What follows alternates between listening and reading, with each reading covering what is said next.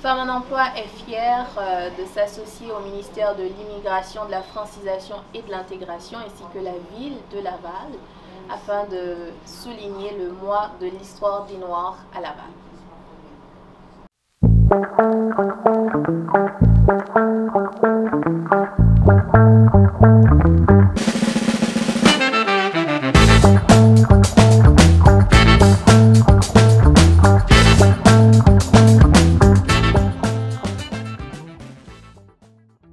Et oui, on peut parler d'inégalité. On peut parler d'inégalité puisque les femmes noires sont plus touchées par cette maladie et qu'il n'y a pas de recherche même sur le fibrome utérin, c'est une aberration. Tu sais la phrase qui dit derrière tout grand homme, il y a une grande femme. Là. En architecture, c'est comme vraiment vrai. Un noir en Afrique ou bien un noir au Maroc, c'est normal parce qu'on vient de là. Salut tout le monde, mon nom est Katie Antoine, je suis la fondatrice copropriétaire de boutique Espace Urbain où on se retrouve en ce moment dans le cadre du mois de l'histoire des Noirs.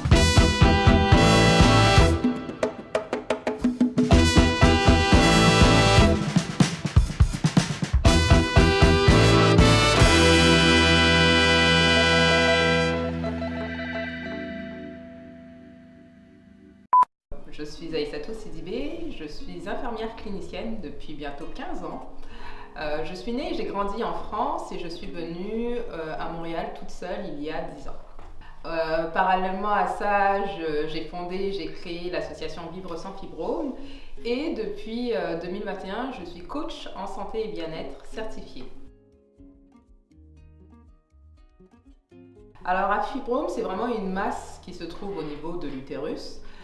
On peut aussi avoir des fibromes au niveau des seins et même au niveau des pieds parce que c'est vraiment du tissu qui peut avoir des problèmes, qui peut faire des problèmes vraiment très handicapants pour la femme. Donc il peut être vraiment de 1 cm à plusieurs centimètres.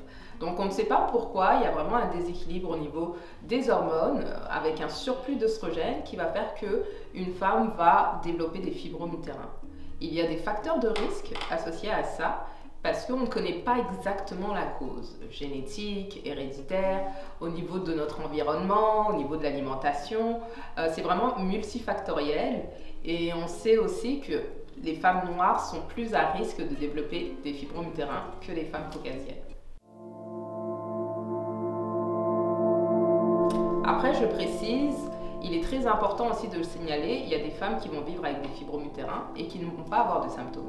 Donc on peut très bien vivre avec des fibromes sans même l'apercevoir, mais il y a une minorité de femmes qui, elles, vont développer des symptômes et qui vont avoir des impacts vraiment sur toute leur sphère de leur vie, aussi bien professionnelle que sociale, que même sexuelle.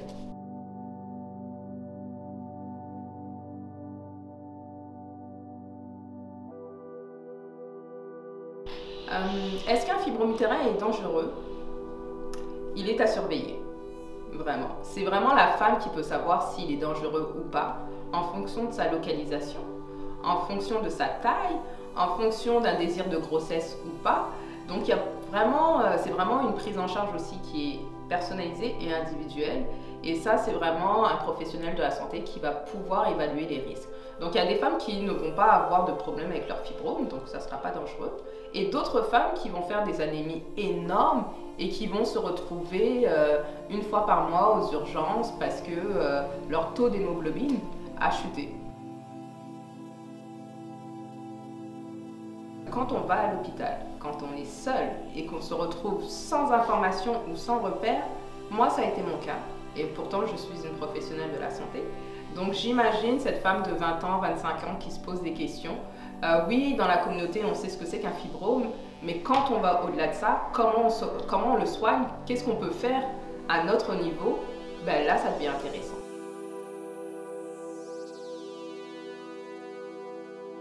Alors une fibromèle, parce qu'en fait, avant de créer l'association, j'ai créé le blog Fibromèle et je voulais pas me définir avec une maladie. Vraiment, je suis bien plus qu'un fibrome utérin. Et à l'époque, j'avais vraiment besoin de montrer une image positive, une femme qui allait de l'avant, qui voulait informer sa communauté. Moi, j'ai toujours eu un côté militantiste. Je me suis engagée dans beaucoup de causes quand j'étais plus jeune. Et là, pour moi, ça a été vraiment la suite logique de défendre un problème qui touche nos sœurs, qui touche nos mères et qui toucheront aussi les générations à venir. Et pour moi, ça a été voilà, de créer ce mot-là pour donner un aspect positif à ces femmes-là en se disant ben, si vous prenez le contrôle de votre santé, ben, vous pouvez y arriver. Moi, mon nom est Omar Guemaoui. Omar Guemaoui, je suis d'origine marocaine. J'ai 47 ans.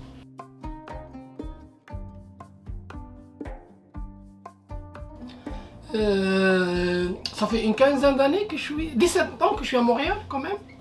Quand je suis arrivé ici, c'était... Le mot il n'est pas connu ici, mais je dis toujours, je suis artiste plasticien. Il croit que je fais des chirurgies plastiques. Mais je peux le faire, hein, mais sans garantie. J'en fais pas. Des chirurgies plastiques malheureusement, bien heureusement pour les gens. Moi, l'environnement c'est comme mon moteur de création en fait. Les objets récupérés, c'est ça qui m'inspire, c'est ça qui m'anime pour créer. Alors, quand j'ai vu l'enjeu environnemental dans lequel on vit, je me suis dit, ok, j'ai comme pris cette noble cause, si on veut, comme cheval de bataille. Alors, moi, l'environnement, ça me tient à cœur. Toutes mes créations faites à base des matériaux récupérés. Moi, regarde, c'est pour ça mon atelier, tout ça là-bas, c'est de la matière première. C'est mes projets. Et aussi, moi, ça fait longtemps que ma vie en tant qu'artiste, ça marche très bien. Je vis bien avec mon art. Et même j'arrive à déclencher des contrats, ou bien obtenir des contrats avec d'autres organismes comme le Cirque du Soleil, l'atelier. Là, justement, je suis en contrat avec le Cirque du Soleil. Et mon atelier, à un moment donné, il est petit, mais il est devenu comme un entrepôt. Je rentre, j'entends, c'est pour ça, il est comme ça. Mais là, j'ai commencé à un peu éclairer pour travailler un peu. Alors, oui, moi, je vends, au niveau matière première, je ne manque jamais de matière première. Alors moi, ce que j'ai dit s'il y a un apocalypse, si vous me enfermez dans mon atelier, j'ai de quoi créer pendant 20 ans, il n'y a pas de problème. Moi, je viens de Casablanca, je viens d'une famille modeste, limite pauvre, et j'ai fait les beaux-arts. J'ai trouvé l'erreur. J'avais pas beaucoup les moyens pour faire les beaux-arts, mais on était comme une sorte de mélange, on avait deux, il y a des gens qui étaient riches, mais les autres qui étaient pauvres, les autres qui étaient moyens. Bah moi, j'avais pas les moyens. Et souvent, pour créer, pour mes projets aux Beaux-Arts, j'ai récupéré de la matière première. Parce que j'avais pas les moyens, tout simplement. Mais sauf que, à travers tout ça, ça m'a inspiré. Et mon œuvre, elle avait une signature particulière. Mais quand je suis venu ici, je dis ok, là je suis au Canada, j'ai les moyens, j'ai commencé à acheter des affaires, l'équivalent à Omar Dessert, pour... là, j'ai les moyens. Mais sauf que, de là, il n'y a rien qui a sorti. Au niveau d'art, on dirait l'art, elle a perdu mon art a perdu son âme. Et à un moment donné, j'ai fait la réflexion, à un moment donné, je dis ok, je crois qu'il faut que je commence à récupérer. En même temps, quand j'ai vu la société dans laquelle on vit, le gaspillage qui se fait, les déchets que je jette par terre, alors je dis voilà, je reprends mes démarches d'artiste récupérateur que j'ai commencé au Maroc. Et depuis justement ma carrière carrément a commencé d'une façon vraiment professionnelle parce que j'ai fait affaire avec beaucoup de salons de l'environnement, je donne des ateliers, bref, ça a été vraiment payant pour moi. Je suis très noir. Je suis très noir. Et je l'ai découvert ici en fait. Je l'ai découvert ici. Au Maroc, oui j'étais noir aussi au Maroc. Ça n'a pas changé, c'est juste que ma couleur peut-être a changé. Parce que moi je dis dans l'hiver je suis comme gris. Parce que le manque de soleil. Nous les noirs on bronze, juste pour vous. On bronze nous aussi. Alors oui c'est ma couleur. Je suis je m'aime beaucoup l'été que l'hiver. L'hiver, on dirait qu'il y a quelque chose qui part avec le manque de soleil. Oui, je suis noir et j'en ai fait. Je dirais que quand j'étais jeune, je passais pas inaperçu. Quand j'entre dans un quartier, je suis le seul noir, ça veut dire tout le monde, alors je suis visible, les gens me voient. Je suis toujours quelqu'un que des gens ils vont venir m'intimider ou bien, tu vois, parce que juste parfois, juste une insulte gratuite, genre, tu vois, gratuite, comme ça. Maintenant, j'arrive à mettre un mot à ce que j'ai vécu au Maroc. Parce qu'avant, je disais, ah non, mais c'était des racismes, tu vois. Alors c'est des racismes, mais autrement, tu vois. Alors le racisme, il existe partout. Parce que moi, je m'inspire beaucoup de ma culture africaine, justement. Les gens, ils n'associent pas le Maroc en Afrique, mais en parlant de la géographie, le Maroc, elle est en Afrique. Ça veut dire, moi, quand je dis un noir en Afrique, c'est normal. Moi, en tant qu'artiste, moi, je m'inspire de ma culture, que ce soit africaine ou bien marocaine. Alors, tout ce qu'on voit dans mes créations, c'est une représentation de mon entourage qu'au Maroc. Et là, j'ai une troisième influence qui est le Québec aussi. Alors, c'est un mélange de ma culture marocain, africain et québécois canadien, si tu veux. Alors, c'est ça qui a donné, qui donne une signature à mon œuvre, en fait. Alors, quand on parle de l'inspiration africaine, on le voit dans les signes et les symboles qui parfois sont présents d'une façon significative parfois dans mes créations. Et j'en ai fier aussi. Ça veut dire, parce qu'à un moment donné, on dirait que l'art africain, on lui a donné une sorte une tempe, comme quoi c'est de l'artisanat, c'est des choses, tu vois. À un moment donné, quand j'étais au Maroc, j'étais pas fier de dire, bah, avec le temps et le cheminement, là, je dis ce que je dis maintenant. Mais à l'époque, on était comme, c'est comme une étiquette, comme quelqu'un te dit, oui, moi j'essaye de faire un art marocain, mais un art africain stylé. Ça veut dire qui est tendance. Ça veut dire parce que l'Afrique, elle est inspirée tellement de mouvements artistiques à travers l'histoire de l'art. L'Afrique, sans l'Afrique, il n'y aura pas peut-être un Picasso, parce qu'il s'est inspiré des masques africains. L'Afrique, sa lumière, elle est inspirée de la croix et tous les orientalistes. L'Afrique, il était la source d'inspiration pour Matisse et ses créations. Alors moi, à travers l'histoire de l'art, il y a plein d'artistes qui sont inspirés étant inspirés par l'Afrique pour créer leur œuvre. On est à Griffintown, c'est la garderie Le Jardin William. On est dans un quartier qui, je sais pas, ceux qui connaissent Griffintown, qui a beaucoup d'édifices patrimoniaux. Nous, on a eu la chance de récupérer un espace patrimonial et on a réaménagé l'intérieur, un ancien restaurant. Et maintenant, on est dans une garderie. Et on a choisi de le faire à air ouverte et vraiment d'aller vraiment de tirer le meilleur de l'air ouverte en faisant des zones, en faisant des différents paliers, en introduisant des courbes. Des paliers? En travaillant la hauteur, le volume. Donc on a une section qui est en haut ici qu'on appelle le Fab Lab, qui est un espace qui est comme surélevé par rapport au reste de l'espace partagé ici. Le Fab Lab, ce qui est intéressant, c'est qu'il communique aussi avec un espace que j'adore, qui est l'espace cuisinette, qui permet aux enfants de vraiment voir l'éducatrice, la cuisinière, quand elle prépare des repas.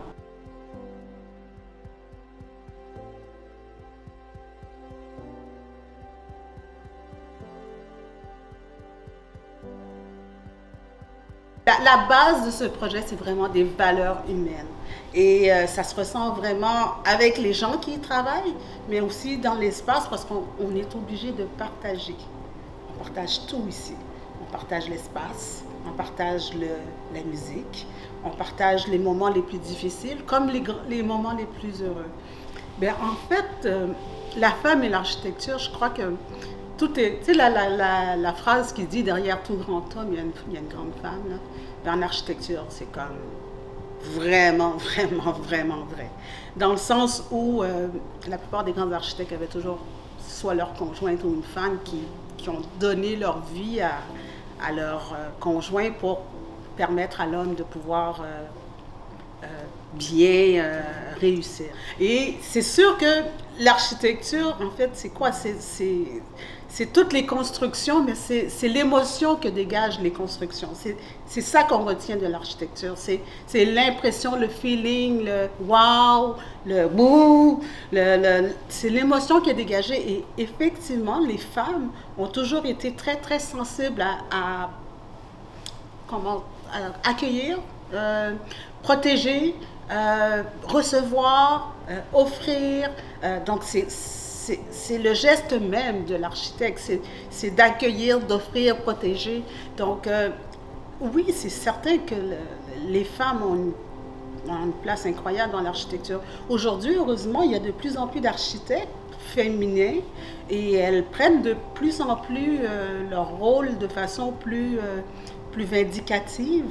Elles réussissent à apporter des changements sur la relation avec le client, la relation avec les collègues sur les chantiers, avec les ingénieurs.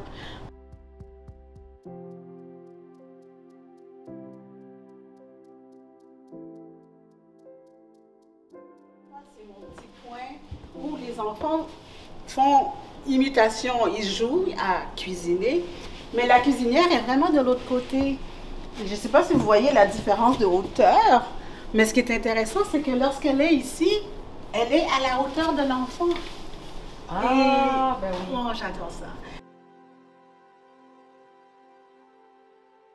Et ça, c'est intéressant parce que c'est des couteaux qui ne blessent pas. Puis ça coupe super bien. On coupe les collations avec ça. Les enfants participent.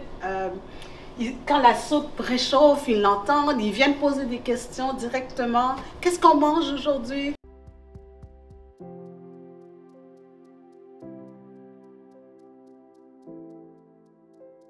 Le 2 juillet, vers 14h, dans 10 ans, j'espère voir mes 25 petits-enfants. Non, sérieusement, c'est ça que j'aimerais, mais... attends, qu'est-ce que j'aimerais voir? J'aimerais voir des gens heureux. J'aimerais voir des visages souriants, des enfants souriants. Sincèrement. Et toi, professionnellement, dans 10 ans, t'es où? Dans 10 ans, probablement en train de faire encore des services de garde, peut-être en Afrique, peut-être, je ne sais pas, ailleurs, là où il fait peut-être moins froid, mais je vais certainement pas être très loin des bébés, des enfants, parce que c'est vraiment ma passion. Tout d'abord, mon nom est Moussa. Moussa, c'est mon prénom. Mon nom de famille, c'est Sarr, S-A-2-R. J'ai suivi des cours en DEA de cinéma anthropologique en Nanterre et j'ai fait une prep à l'Institut d'études politiques de Lyon où j'ai fait ma prep pour l'agrégation en sciences sociales. Après ça, j'ai travaillé au Figaro, à Paris, j'ai travaillé dans des agences de publicité, j'ai fait de la politique en France et après, bon, j'ai vécu 5 ans dans le cyberespace, dans un espace virtualisé qui s'appelle le village.org. Donc, après avoir vécu ça, j'ai su que les gens pouvaient vivre dans le cyberespace. J'avais des amis, j'avais des copains, des copines, je négociais du sens, je négociais du pouvoir, je négocie tout ce qu'on négocie dans la virtualité, sauf les rapports physiques directs. Tout se négocie dans le cyberespace. Et d'abord, permettez-moi de définir le mot virtualisation, parce que tout le monde l'utilise, mais personne ne sait ce que c'est. Le mot virtualisation vient du concept virtu, V-I-R-T-U-E. Virtu veut dire ce qui est à venir. C'est ça, virtu. Mais maintenant, il y a des pays et des gens qui sont technologiquement pas très avancés et qui n'ont pas ce privilège. C'est un droit qui ne s'est pas transformé en privilège. Un leadership noir qui doit émerger. Les Blacks qui savent, il faut qu'on leur permette de faire le travail de sensibilisation. Alors moi, un des premiers combats que je mène dans mon laboratoire ici à la Chine, c'est ce combat-là, c'est la littératie numérique. Je fais de la dotation technologique, mais je fais de la littératie numérique, c'est-à-dire qu'on apprend, on forme les gens à acquérir ce qu'on appelle non seulement les infrastructures, mais aussi les infostructures. Les outils, les éléments qui nous permettent d'harnacher ou d'utiliser l'ordinateur.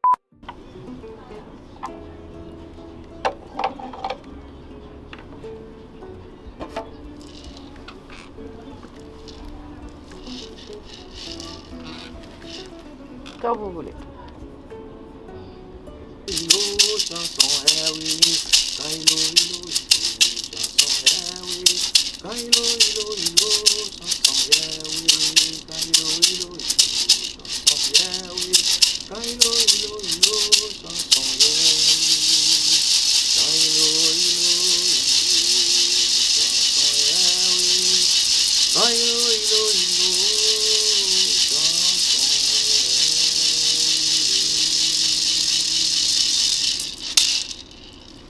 C'est deux tcha-tcha, ben, c'est moi, enfin, cette finition, c'est moi qui les ai faites, mais d'abord c'est tous des objets qui proviennent de la nature, donc c'est deux calebasses qu'on prend, qu'on creuse, et puis on ajoute des petits cailloux, des petits objets qui sonnent, et suivant qu'on veut que ce soit un peu médium ou aigu, donc on varie les formes, et puis on ajoute, moi j'ajoute des paillettes, et puis je les rembourse. Voilà, j'ai commencé dans la musique, je dirais classique, mais oui spirituelle aussi, parce que j'ai commencé la musique à l'église. J'ai commencé dans une chorale pour enfants, et puis après j'ai passé dans le niveau cadet, et ensuite junior, et maintenant je suis professionnel. Il y a beaucoup d'artistes internationaux que leur carrière, enfin, je pourrais dire pour vous dire la grande majorité des artistes professionnels viennent de l'église, parce que bon, à l'église c'est là qu'on commence à chanter, à apprendre la musique, à jouer des instruments, flûte, tout ça. Quelqu'un qui sort de l'église et qui va dans la culture traditionnelle, c'est pas une cassure, c'est une progression pour moi, parce que fermé dans cette réflexion pour dire que l'église c'est plutôt religieux, mais le niveau spirituel, ça continue. On est toujours en contact avec Dieu, on est toujours en contact avec la nature, on est toujours en contact avec les anges. Au contraire, on chante pour les anges, on chante pour les esprits. C'est un autre niveau. Je dirais même si, enfin, de par ma compréhension, les archanges, les séraphins, ce sont des anges, ce sont des esprits. Donc c'est à un autre niveau.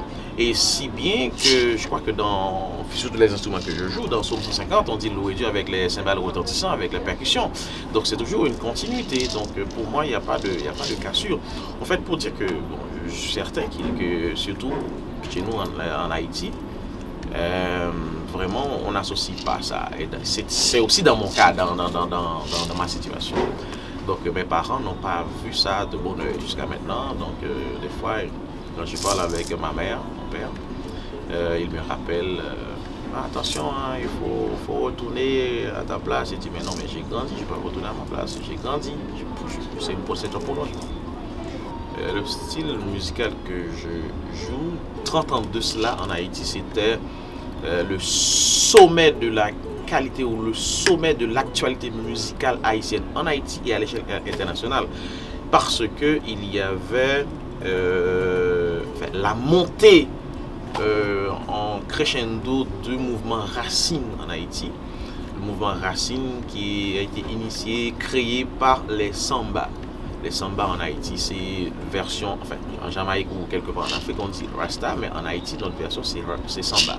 Donc moi je suis un jeune samba qui a été à cette école, donc dans 10 ans plus tard, je souhaite retourner avec ce style, vraiment le mettre vraiment à un niveau plus haut, et aussi retourner avec le style Voodoo Jazz Experience que j'expérimente présentement à Montréal.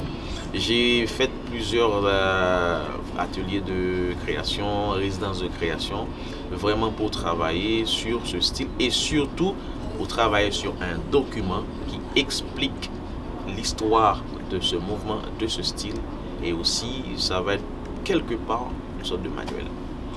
Ce que j'ai à rectifier pour certaines personnes qui, peut-être par manque de connaissances, qui disent ils sont descendants d'esclaves. Non, nous ne sommes pas descendants d'esclaves, nous sommes des descendants des rois et des reines.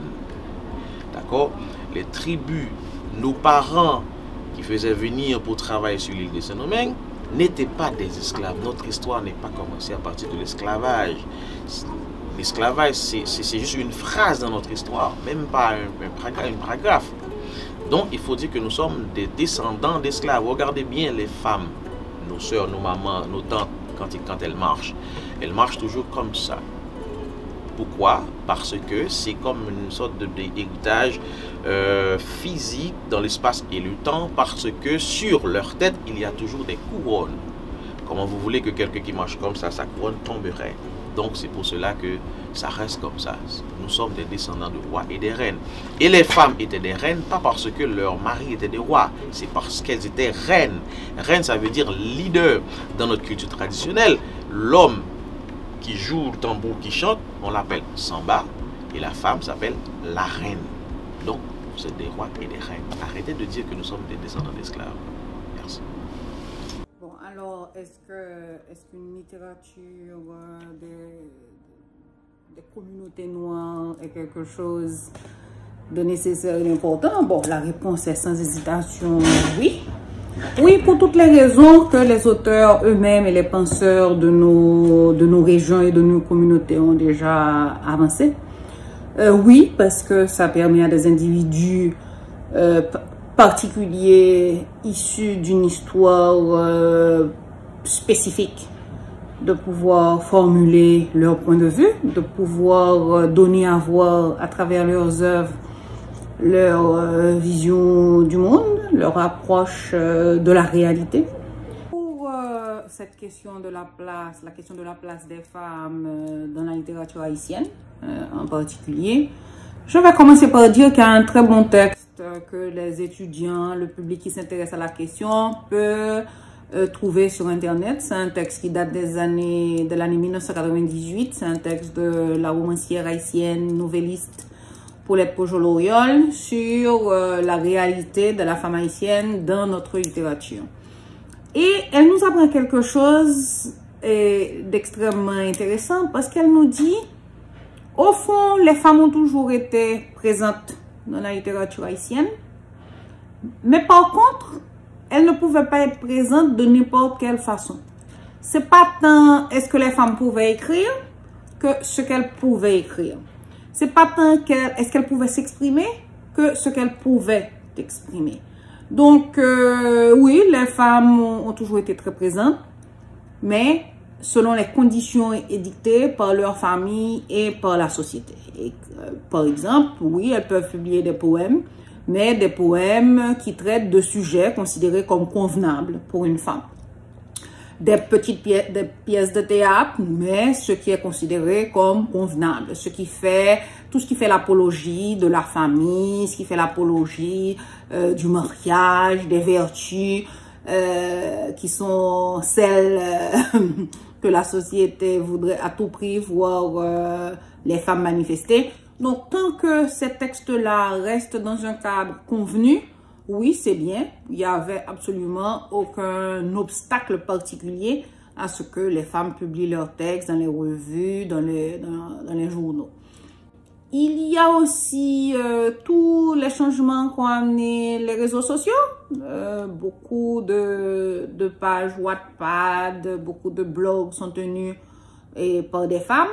Et dans un espace beaucoup plus institutionnel, nous voyons quand même que beaucoup de grands noms de la littérature haïtienne actuelle sont des femmes qui sont publiées en Haïti comme ailleurs, chez des éditeurs en France, au Canada. Donc vous les connaissez comme nous. Yannick Laens, Amy Prophète, Kathleen Mans, Evelyne Trouillot, toute une nouvelle garde qui nous arrive et qui promet également énormément. Publié au Canada aussi, publié en France, publié en Haïti.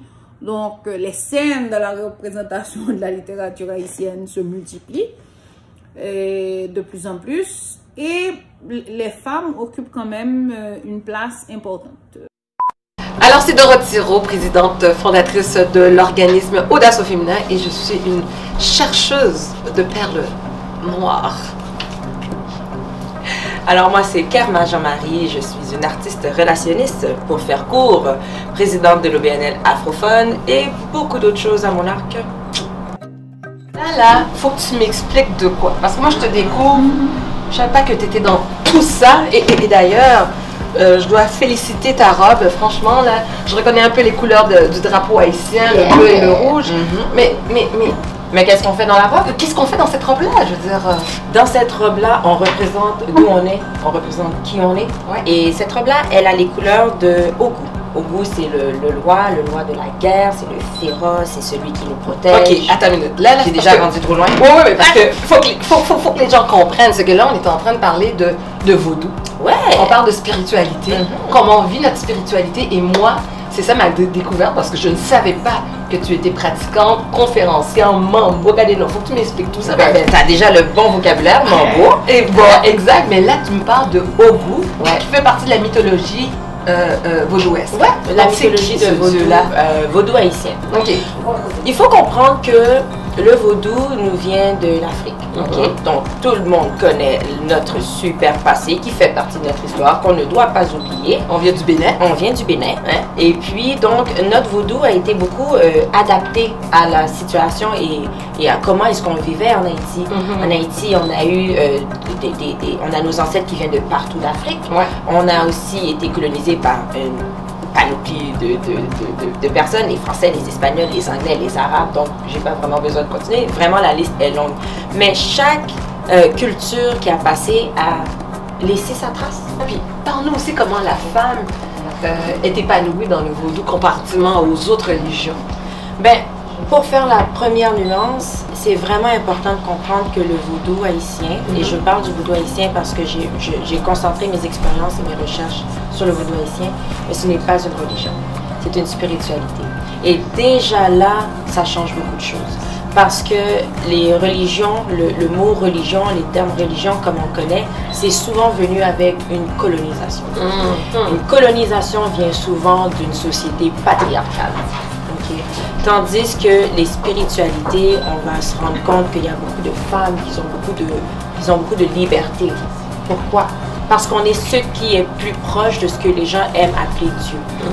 Okay? Je dis ce que les gens aiment appeler parce que je trouve que dans les religions, justement, c'est personnifié. Mais si on a affaire avec une entité puissante, toute puissante, ce qui donne la vie, il n'y a que la femme qui donne la vie. Donc c'est important de tourner autour de la femme et la femme elle a un grand pouvoir. Il y a des molécules qui partent de la femme qu'un homme n'aura jamais. C'est celle qui donne naissance. Il y a des attraits très importants de la femme, que ce soit notre sixième sens, que ce soit le fait qu'on est capable de nourrir un autre être par notre corps. On donne la vie et on garde la vie. Donc ça va de soi qu'on ait une place très importante au niveau de la spiritualité. Et aussi, le vaudou, c'est... on donne au prochain. Et sincèrement, je ne connais pas un être qui donne plus que la femme. On se donne plus, on donne plus de nous-mêmes que de n'importe quoi. Et on est prêt à donner notre corps, on est prêt à donner notre vie pour que quelqu'un d'autre vive. C'est tout à fait, pour moi, c'est tout à fait normal que la femme ait cette place-là et on la prend bien. Alors, là, clairement, moi, j'aimerais savoir, en fait, j'aimerais que tu nous dises, pour les gens qui nous écoutent, là, tu sais, qu'est-ce que tu as envie de leur dire par rapport à, pas seulement au vaudou, mais par rapport aussi à ta connexion avec cette forme de spiritualité? Qu'est-ce que tu as envie de leur dire? Tellement de choses, là! Rapidement comme ça, j'aimerais vous offrir la liberté d'être qui vous voulez être. Okay? C'est une liberté que je me bats encore pour l'avoir. Je me bats encore pour arriver habillée comme je veux, pour refléter les couleurs que je veux et qu'on me dise « Waouh, c'est beau ». C'est bien de faire la découverte. Et tu sais, des fois, on parle d'un film, ce film-là, il est plate, nanana. Et qu'est-ce qu'on dit? I'm a be the judge. Je vais en juger par moi-même. Faites la même chose. Ben écoutez, la spiritualité a une très grande importance dans toutes les communautés noires parce que ben, je crois qu'il y a beaucoup d'histoires derrière tout ça. On ne fait que regarder les quartiers, par exemple. Là, on est à Montréal. Si on regarde les quartiers de Montréal, dans tous les quartiers où il y a une forte concentration de la population noire, on va retrouver plusieurs églises. Il y en a plusieurs. Et dans les quartiers plus aisés, plus riches, ben, on va en avoir peut-être une seule église ou peut-être même pas. Donc, c'est juste pour vous dire comment c'est omniprésent dans nos vies. Et c'est sûr que j'ai des images, hein. Par exemple, lors de l'esclavage, ben, c'est à la religion ou bien à la spiritualité c'est la spiritualité qui nourrissait notre espoir de passer à travers certains obstacles. Maintenant, chaque personne a pris des parcours différents. Il y en a qui ont préféré de rester avec la spiritualité de base, qui pour certains c'est dans le vaudou. D'autres ont été dans la franc-maçonnerie, témoins de Jéhovah, catholiques, musulmans, name it. Mais c'est très important pour nous. Et moi-même, je suis la première aussi. Pour moi, la spiritualité a une très grande importance. Je ne veux plus m'associer à une religion parce que j'ai grandi dans des religions avec des codes bien précis que je respecte et qui fait que je suis la fille avec les valeurs que j'ai. Et les gens ont peur de parler, de dire que je crois en Dieu. C'est quoi le problème de dire qu'on croit en Dieu? C'est quoi là? On n'est plus à l'époque de Duplessis, puis faut pas s'imaginer que les gens qui croient en Dieu, ce sont des gens qui, comme à l'époque, dans ma génération, allaient à l'église 24 heures sur 24. Non. Maintenant, les gens ont changé, on vit ça différemment. Ben, j'ai toujours aimé la peinture. Déjà en Haïti, j'allais dessiner avec des amis au bord de la mer, en bas de la ville, les bateaux, etc. Les Africains sont très versés dans l'art et on dit même que Picasso, il a tout simplement copié ce qu'il voyait en Afrique. Si vous regardez les masques africains, les peintures africaines et comparez à Picasso, vous allez voir, vous allez découvrir bien des choses. Vous avez Pétion Savin. Vous voyez la forme de cette peinture-là qui a été beaucoup copiée en Haïti. Si vous allez en Haïti, vous regardez les peintures de la rue, vous allez voir beaucoup cette forme-là, là, arrondie, les femmes, le dos voûté, les chapeaux en demi-cercle et tout ça, très, très copié. Après la période indienne, évidemment, Haïti a été occupé par les Français et les Africains ont remplacé les Indiens. Évidemment, les Africains sont arrivés avec leur bagage culturel, tout ça. Alors, il y a à travers la peinture haïtienne, on retrouve des peintures de cette période, par exemple, Agoué et la sirène qui escorte la caravelle de Christophe Colomb, et puis le marché aux esclaves qui est représenté ici. Alors, j'ai représenté ici les drapeaux vaudous. Les drapeaux vaudous, c'est des scènes, c'est des représentations de lois de dieux vaudous faites sur toile, mais avec des paillettes. C'est cousu sur des tissus de satin. Alors, vous en avez deux ici. Et vous avez une autre peinture ici de Hector Hippolyte, Femme au cimetière.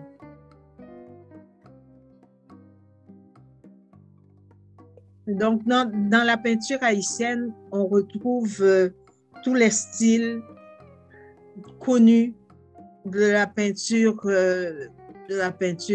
en général, de la peinture traditionnelle européenne en général.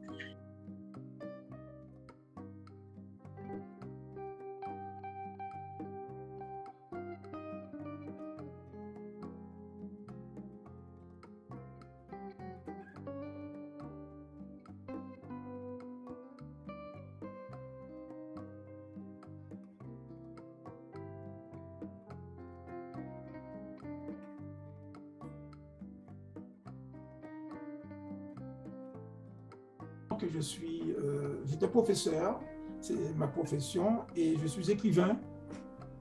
J'avais commencé d'abord par publier de la poésie en Haïti. Et ensuite, j'ai changé de genre. Je me suis exercé à d'autres genres littéraires, comme le roman et les essais aussi. J'ai publié justement un livre qui s'intitule « Inventeur et savant noir » et qui est apparu en 1998 en France. Et ce livre-là a été traduit en portugais et en espagnol, en portugais en Angola, en Afrique, et en espagnol. Et ce qui me frappe jusqu'à aujourd'hui, c'est que, à mon avis, il n'y a pas de système éducatif aujourd'hui, un peu partout, y compris les pays noirs d'ailleurs aussi, où l'on parle de l'égalité des races humaines. Jusqu'à présent, on n'a pas encore, il n'y a pas de, je n'ai jamais entendu parler de cours de formation du citoyen, et cours dans lequel on dit aux enfants que toutes les races sont égales, tous les hommes sont égaux, pas seulement devant la loi. Vous voyez, nous avons les mêmes besoins, les mêmes préoccupations. Tout est politique. En ce sens que la créativité de notre peuple, car on sait que la force du peuple haïtien, c'est sa culture. Culture, ça a des capacités de création, d'invention sur le plan de la littérature, sur le plan de la peinture, sur le plan des sciences. Il y a beaucoup d'Haïtiens qui sont à l'étranger, qui travaillent dans les sciences et qui contribuent aussi à d'autres sociétés, au développement d'autres sociétés, bien sûr. Okay. Donc, notre capacité créatrice, elle est évidente, si vous voulez, hein, et presque quotidienne, je dirais. Alors, je dis que c'est politique dans le sens qu'il faut avoir les moyens aussi pour se faire l'écho de ce que nous produisons. Il faut faire connaître ce que nous produisons également. Et ça, c'est très important. Il nous faut les moyens. Vous savez, vous voyez, donc, dans pratiquement tous les domaines, les Noirs ont apporté leur contribution, que ce soit dans le domaine de la médecine, de la chimie, par le fait même.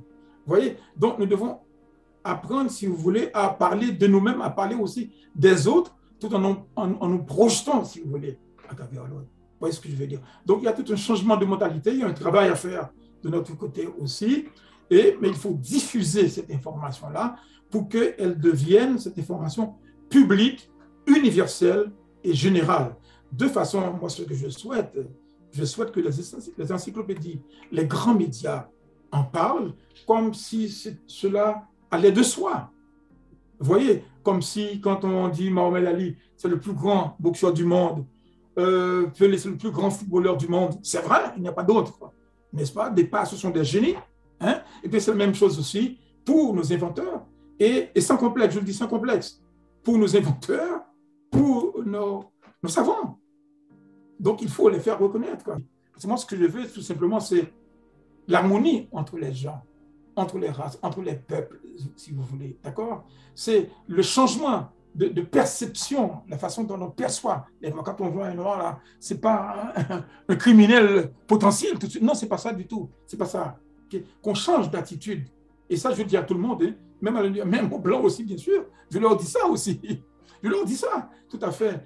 Parce que c'est l'harmonie, c'est l'équilibre, c'est les relations harmonieuses que je souhaite entre les gens. Donc, si je pouvais laisser ça, entre guillemets, comme héritage, je serais extrêmement heureux de voir que ça pourrait contribuer à changer les mentalités. Je m'appelle Kitty Antoine, je suis entrepreneur engagée, artiste visuelle et animatrice.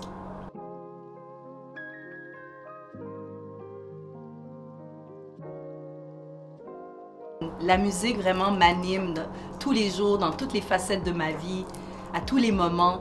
Il y a de la musique quand j'ai besoin de défoncer les portes, quand je suis triste, quand j'ai besoin de dormir, quand je veux faire la fête. La musique m'accompagne dans tous les moments de ma vie. Je ne sais pas d'où vient cette passion, parce que comme tu l'as dit, je ne pratique pas la musique, je ne suis pas musicienne, je ne sais pas chanter, même pas sous la douche, mais c'est un rêve là, que je chéris, peut-être un jour.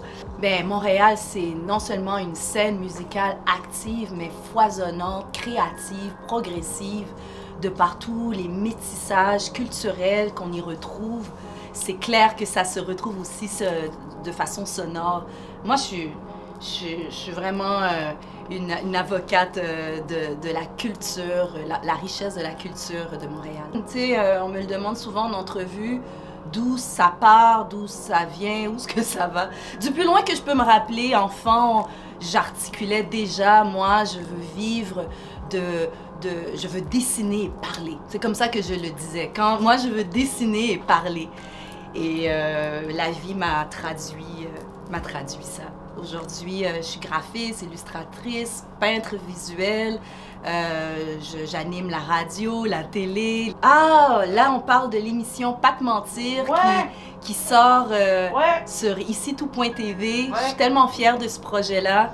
qui est l'initiative de Shelby Jean-Baptiste, qui en est l'animatrice. Moi et Irdens Exantus, on est les co-animateurs. Donc, c'est une première saison de 8 épisodes où on déconstruit des billets, des stéréotypes, des préjugés même entretenus par les citoyens afrodescendants. Et on partage ça avec des personnalités et des sommités sur les différents thèmes qu'on aborde. Fait que ça va de masculinité toxique, santé mentale, profilage racial, colorisme, le hip-hop aujourd'hui. C'est vraiment des beaux sujets, puis on y va avec toute notre vulnérabilité, notre vécu, notre expérience, de façon très imparfaite, mais c'est vraiment pour pouvoir dresser la table, pour reconduire des conversations et puis inspirer les gens à continuer la conversation, que ce soit à la maison, entre collègues de travail ou entre amis. Je pense qu'aujourd'hui, plus que jamais, au Québec, il faut qu'on se parle. Et les grandes fenêtres de diffusion médiatique n'ont pas le choix. Il faut suivre la cadence. Ça suffit là, de mettre à l'écart des parties, des citoyens, certains citoyens de la population. Ça passe plus parce qu'on voit qu'est-ce que ça donne. Ça donne des situations comme Joyce, comme les enfants autochtones, comme George Floyd, comme Camara, comme... Est-ce qu'il faut continuer à les mentionner? Ça commence à être redondant. Et quand on sait le pouvoir du média. Alors, moi, je suis vraiment fière que Radio-Canada a embarqué. Ben, pour moi, le mois de l'histoire des Noirs, c'est tous les jours, c'est tous les matins, tous les après-midi. C'est à chaque moment que je respire parce que je suis afrodescendante. C'est vraiment l'ADN de l'humanité. Et je pense que tout le monde doit honorer ce continent. Parce que tout le monde est afrodescendant, hein, quand on cherche... Mon nom c'est Josué Michel, je suis le directeur de l'organisme Combi de Laval, un organisme qui a plus de 30 ans sur le territoire de Laval. Alors, dans le cadre de l'histoire des Noirs que nous avons réalisé, et au nom de l'équipe d'organisation de ce mois, la direction du centre communautaire, le Combi de Laval, tient à remercier les membres de l'organisme Femmes en Emploi, particulièrement la directrice Mme Dorca Desinob, pour sa pleine collaboration dans l'unité, la planification et la coordination de la commémoration du mois du Soir des Noirs à Laval de 2022.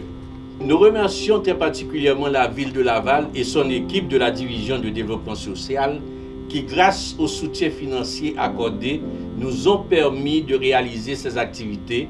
Alors, travaillons ensemble pour le bonheur de la collectivité. Merci.